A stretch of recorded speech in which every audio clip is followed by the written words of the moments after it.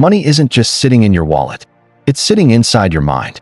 Every financial decision you've ever made was emotional before it was logical. People don't just spend money. They spend fear. They spend insecurity. They spend loneliness. They spend excitement. They spend hope.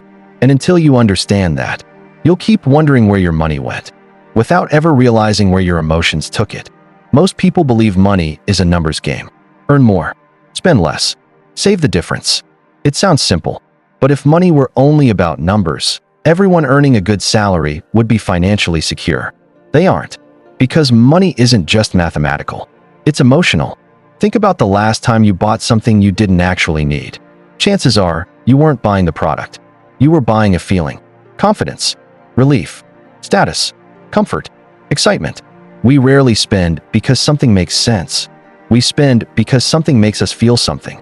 That's why two people can earn the same income and live completely different lives. One uses money to solve problems.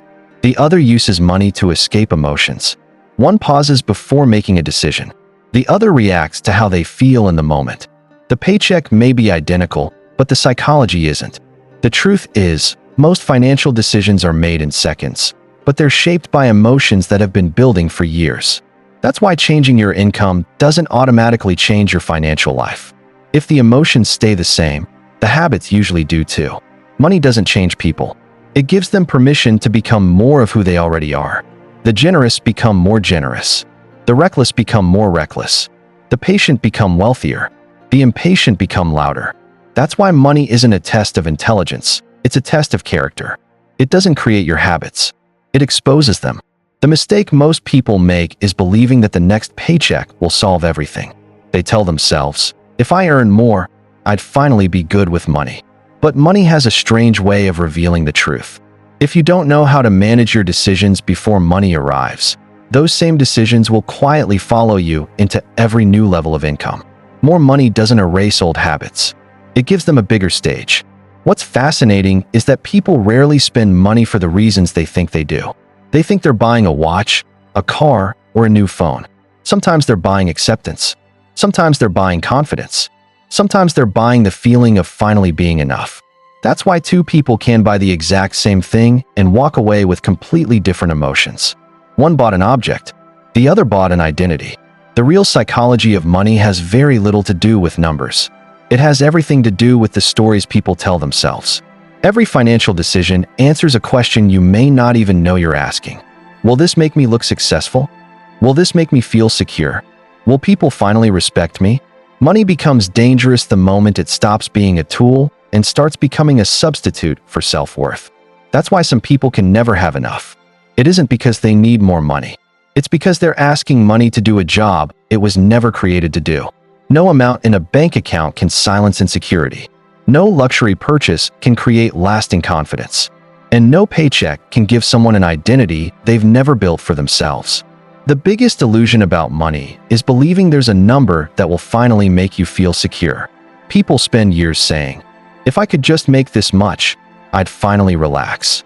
Then they get there, and the number changes. The target moves. The peace never arrives. Not because they don't have enough money, but because they built their life around chasing a feeling that money was never designed to provide. The human mind is incredibly good at adapting. What once felt like a dream slowly becomes normal. The salary that excited you becomes expected. The house you prayed for becomes ordinary. The car that once turned heads becomes just another possession. The excitement fades, and your mind immediately starts looking for the next thing. That's why people can become richer without ever feeling richer. The most expensive thing people buy isn't a house or a car. It's comparison.